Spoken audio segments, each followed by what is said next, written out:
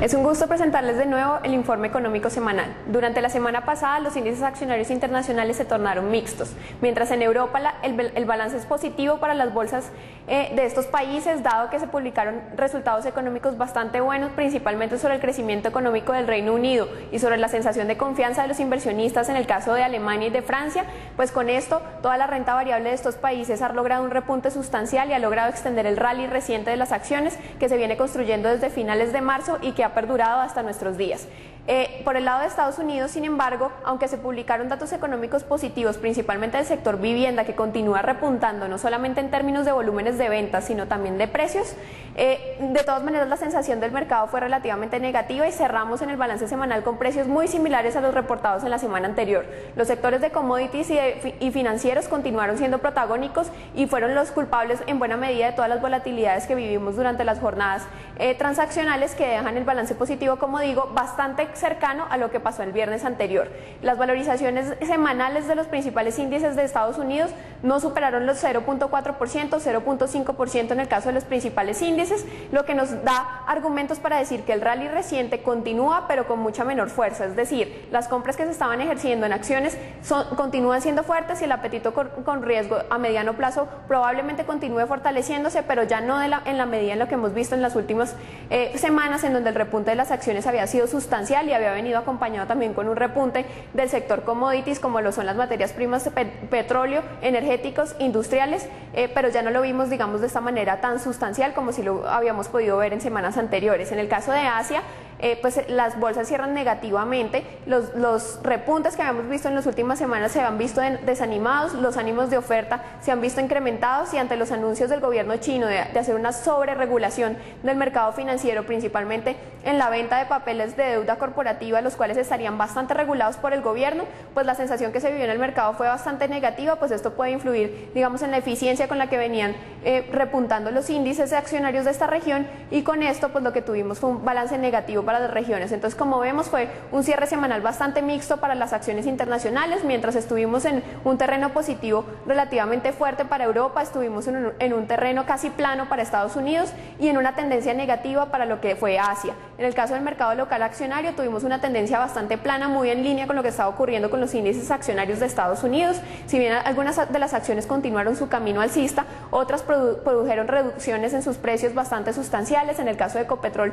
continuamos viendo pues una persistencia en sus desvalorizaciones, las cuales han sido moderadas, pero que durante la semana ya rompieron ese soporte tan fuerte que había en los 2.700 pesos y están migrando en este momento hacia niveles del 2.680, 2.670 pesos por acción. El caso de ISA, también otra de las energéticas locales, también fue relativamente contundente, con una corrección bastante fuerte luego de semanas y semanas de desvalorizaciones. Recordemos que nuestra renta variable local ya completa 6 meses consecutivos de valorizaciones, lo que nos indica que probablemente los niveles de sobrecompra empiecen a indicar unos retrocesos que no van a ser sustanciales, que no van a ser agresivos, no vamos a ver pérdidas bastante agresivas, pero que sí nos da, digamos, una estabilidad y un curso mucho más lento en lo que puede ser los precios de las acciones locales. Esto en línea pues con también un debilitamiento del rally a nivel global, como ya se vio pues en la tendencia mixta de cada una de las regiones durante la semana. En el caso del mercado de renta fija internacional, pues dado que se vivía un ambiente relativamente turbulento para la renta variable, que no fue muy claro en ninguna de las sesiones, porque como digo fue bastante plana la tendencia,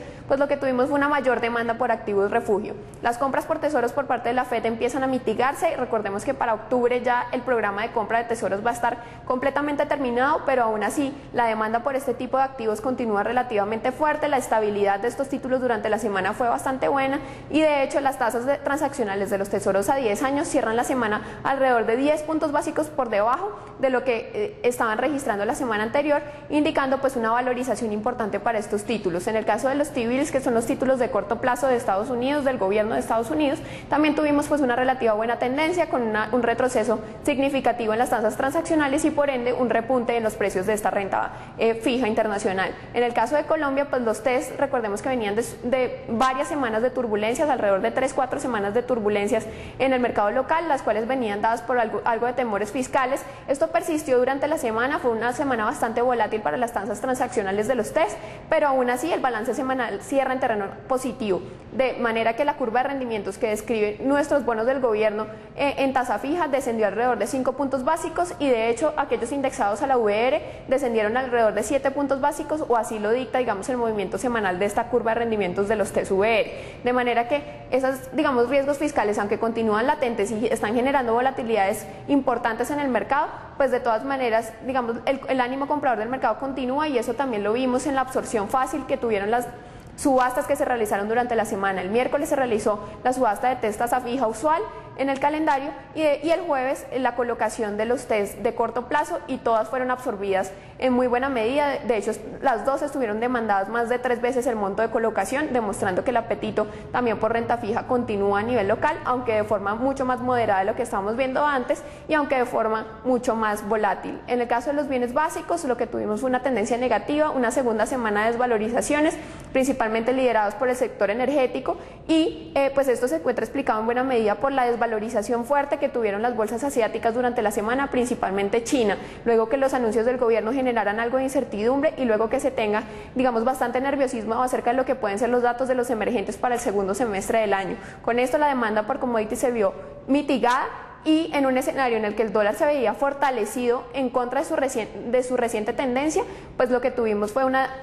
un sell-off bastante fuerte en los commodities, particularmente el petróleo, el cual migró hacia niveles de $70 por barril, cuando la semana anterior había logrado niveles incluso de $74 por barril. Esta sensación generó un impacto importante en las monedas. Como digo, el dólar americano, en contra de su tendencia reciente, vivió un fortalecimiento, y esto lo vemos pues en el índice de XY, que digamos caracteriza el comportamiento del dólar frente a las 6 principales monedas del mundo, y prácticamente la única moneda en repuntar con respecto al dólar la semana pasada fue el caso del euro, porque se recibieron, como digo, pues datos económicos muy puntuales de esta zona euro que continúan mostrando que la recuperación sí está viniendo para esta región. Particularmente el sentimiento de confianza continúa creciendo, y el dato de crecimiento del Reino Unido fue revisado al alza. Antes estábamos viendo de crecimientos en este PIB del segundo trimestre superiores a un 1% retrocediendo, y el dato fue revisado al alza con un retroceso de tan solo 0.7%, lo que fue recibido con un muy buen sentimiento en el mercado, y explica en buena medida por qué el euro y digamos las monedas de la zona euro,